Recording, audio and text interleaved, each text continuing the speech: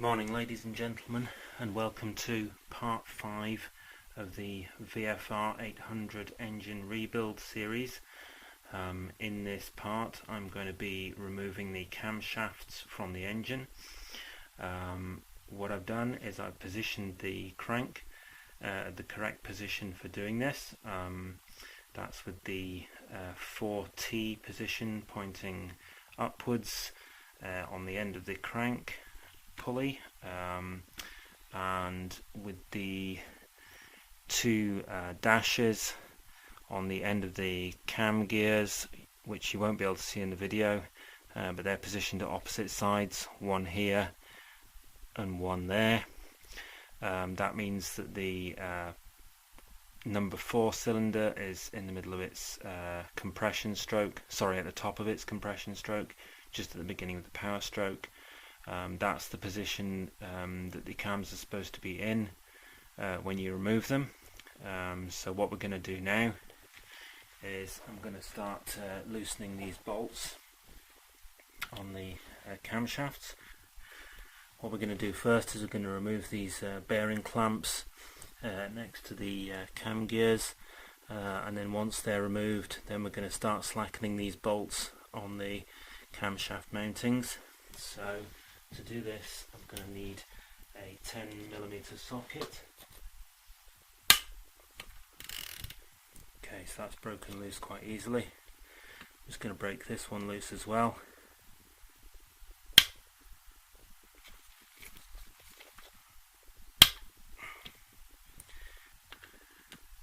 That one's also broken loose easily,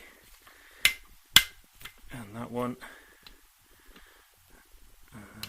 And lastly, that one. So what I'm going to do now is I'll just, now that they're finger tight, I'll just undo them by hand.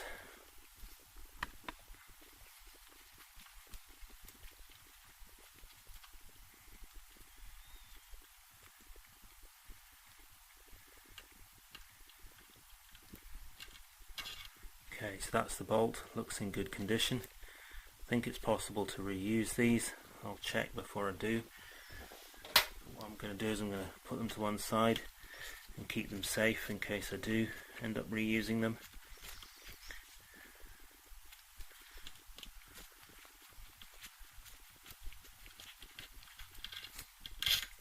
Again, that bolt looks good. Just to check, the bolts are also exactly the same length, so they are interchangeable. And we'll just do the same thing with these.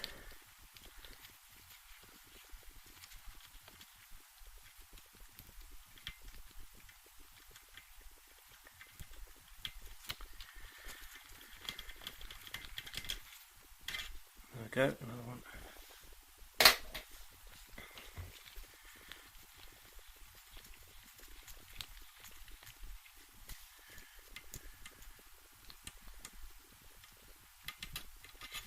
Okay, and the last one.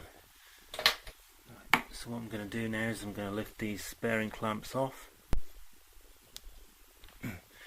Okay, so that's the bearing clamps removed. They put up a bit of a fight, but I managed to kind of pry them loose, and that seems to be okay. It's just basically the dowels are quite tight, but it did come off.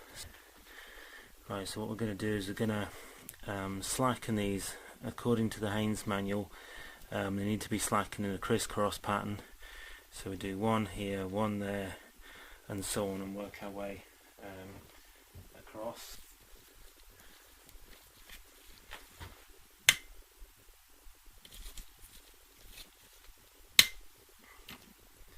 Okay, so that's broken that one loose.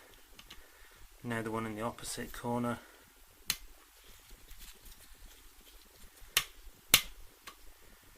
Okay, and now this one,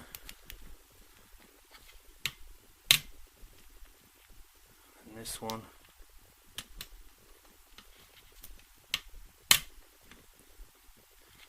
okay, and then this one,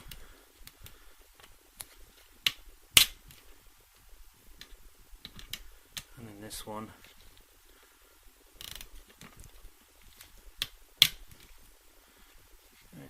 this one,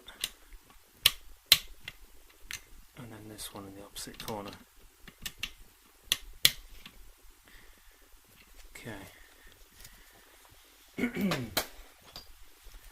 So what I'm going to do now, Haynes manual says loosen them half a turn at a time, so I'm going to do half a turn on each of these bolts.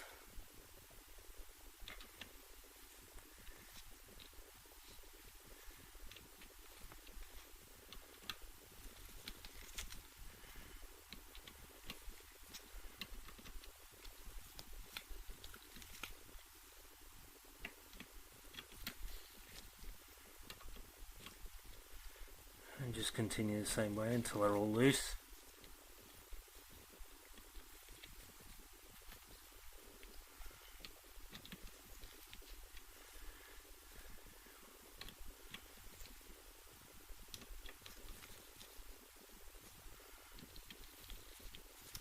Right, all of those are just finger tight now, so it should be possible to just take them all out.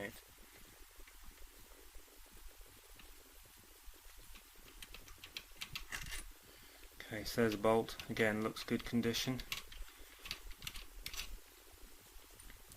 Same there. Just going to check as a matter of interest, see if they're the same length. They're not the same length as the ones that hold the cam clamps in. So, sorry, the bearing clamps. So what I'm going to do is I'm going to keep those separately to make it clear which part they come from. And then we're going to take these from the centre.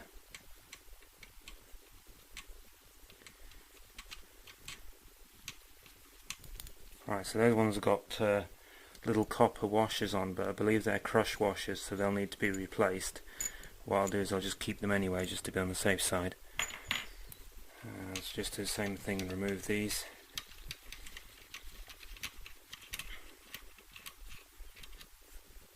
So that's those bolts. Right, so that's all the bolts out of the cam holders. So now we'll see if this will just lift off. I suspect it probably won't, because so far nothing's just lifted off.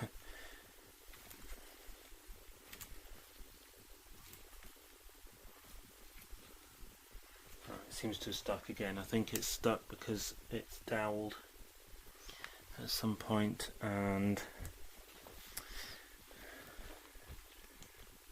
I think it's stuck on the dowels.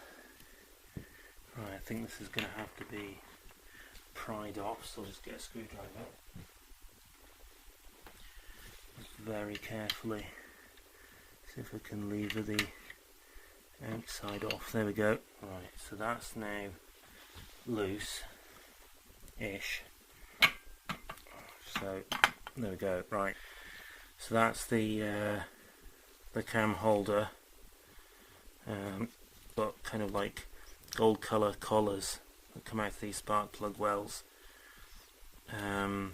They'll need to be stored carefully somewhere as well. We have the camshafts and the cam cogs. Now these camshafts are labelled, so they can be removed and replaced in the correct place again. So there's the inlet cam. It says in right there, and it says FR there, so that's front as in front cylinders, the front bank of cylinders, and the inlet camshaft. So you've got frin, frax, rin and rex. So front in is that one, exhaust, front exhaust is that one, and then you've got the same on the back, rear in and rear exhaust, all labelled as such. Okay, so that's basically the camshaft removed. Looks good condition at a glance. Obviously it'll need to be examined more closely. The cam lobes all look good, all look quite smooth. No sign of any kind of like pitting or anything like that there. So the bearing surfaces, we've got bearing surfaces there and oil holes and everything, all looks quite good condition and quite clean, so that's all good. We'll remove the exhaust one. Just carefully lift that out. There we go. So again, that's the exhaust one. So we've got FRX, Frex. There's a little bit of dirt kind of on that there, but nothing too bad. Again, all the cam lobes look good, all the bearing surfaces and everything look good. It's all kind of got a film of oil on it. All looks pretty healthy. So we've got the camshaft followers here. Again, they all look good condition. They're all very smooth. Don't see any issues there. Not necessarily going to remove those. Those might just stay put. So the next step for this end is to remove the cylinder head, but I'm not going to do that right now. What I'm going to do is I'm going to turn the engine round. I'm going to do the same thing on the other side. Position the crank at the right place for removing the rear camshafts, which is 3T. So I need to turn this until it's at 3T. Okay, so to do that I'm going to use the ratchet, and I'm going to use the 14mm socket. First I'm going to find 3T on here. So we've got, at the moment we've got 4T at the top, 3T's right there. So I need to go 270 degrees, and I need to go clockwise from the what would be the off side of the bike. So this is the off side of the bike, got the clutch and the crankshaft here. That's the near side. Okay, so here we go. So I'm going to go quarter of a turn.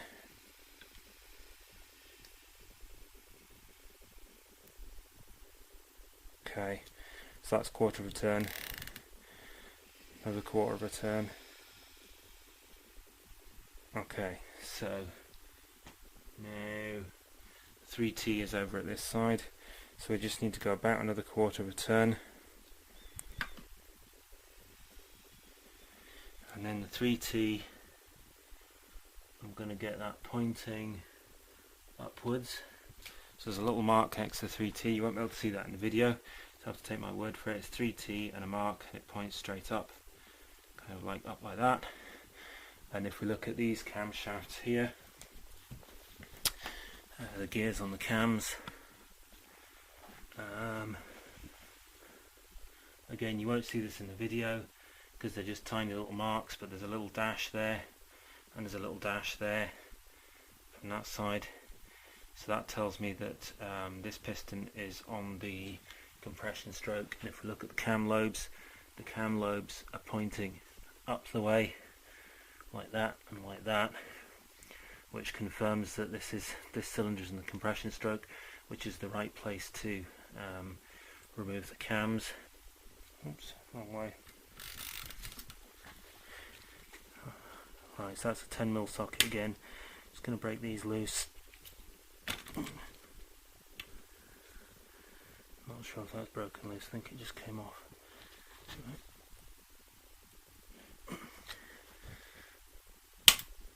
Okay, so that's that broken loose. Same thing with the next one down. That's that broken loose. Next one broken loose. That's that broken loose. Right, so what I'm going to do now, I'm going to go back to the extension bar. I'm just going to slacken these a little bit. I'm going to slacken one, and then the other, and one, and the other, until they're finger tight. And then I'm just going to spin them out all the way out.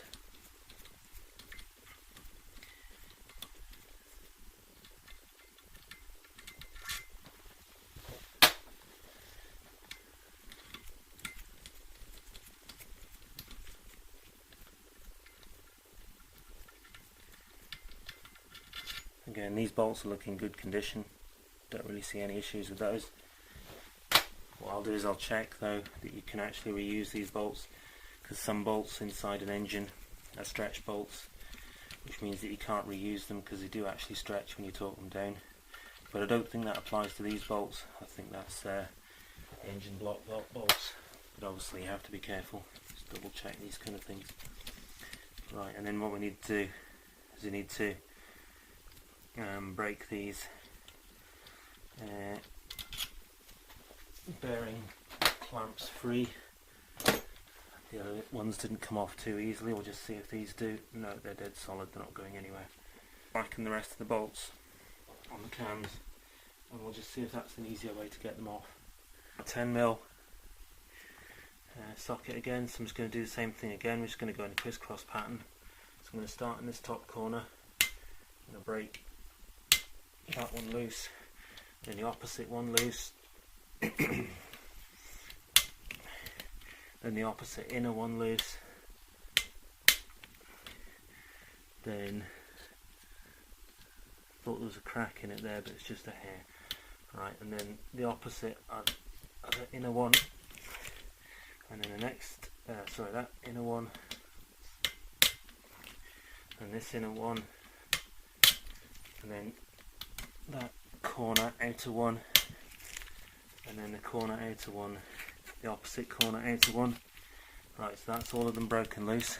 So what I'm going to do now is I'm going to get my extension bar without the ratchet, usual deal. Slacken that a bit, slacken that a bit, slacken that a bit. That's all of them slackened off a bit now. So what we're going to do is, now they're all finger tight, just undo them the rest of the way.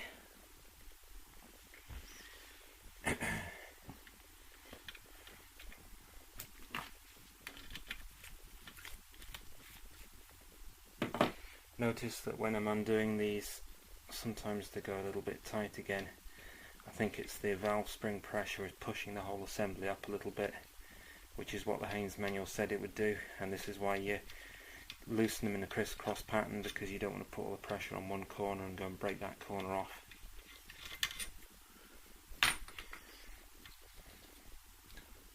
Okay, that's not good. I just dropped a washer down inside one of the spark plugs, but it doesn't matter because the cylinder heads are coming off anyway, so when I get the cylinder heads off, I'll just tip that out of there.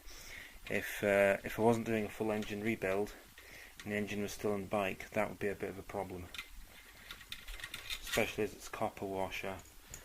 In fact, an interesting test, I've got a magnetic screwdriver here. Let's see if a magnetic screwdriver will pick up that washer. No, it won't. That's what I thought, because it's copper washer, so it's not ferrous. Right, okay, so what I'm going to do now is I'm going to pry this loose. Very carefully, just pry that up a bit. Oh, there we go. Same thing at that corner. There we go, that's it off. Okay, so again, same deal. I've got these gold collars in there, so I'll just carefully put those into there. And the O-rings will obviously need to get replaced. Stop oil going down the spark plug wells. I'm going to keep all that stuff together. So that's the other shell for the rear one. I'm just actually checking that these are labelled, because that is quite important for reassembling them. I've got 301 and 304. Right, so that one's 304. Can't see it, maybe see it just there, 304. That one's 301. The 301 is the front one, and the 304 is the rear. Okay.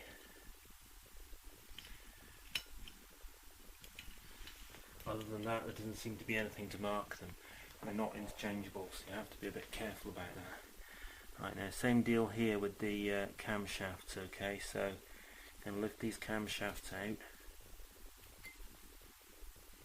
Only they won't come out because they're still held in with these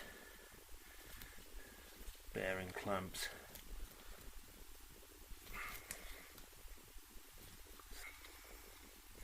Right, these bearing clamps are being even more stubborn than the other ones. Okie dokie. Right, see if we can just pry them loose.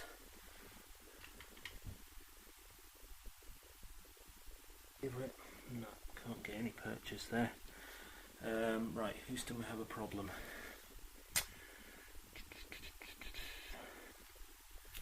That's how to do it without damaging anything, because I don't want to damage any of these surfaces.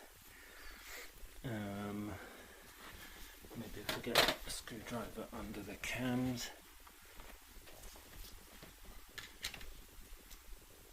Move that up a bit.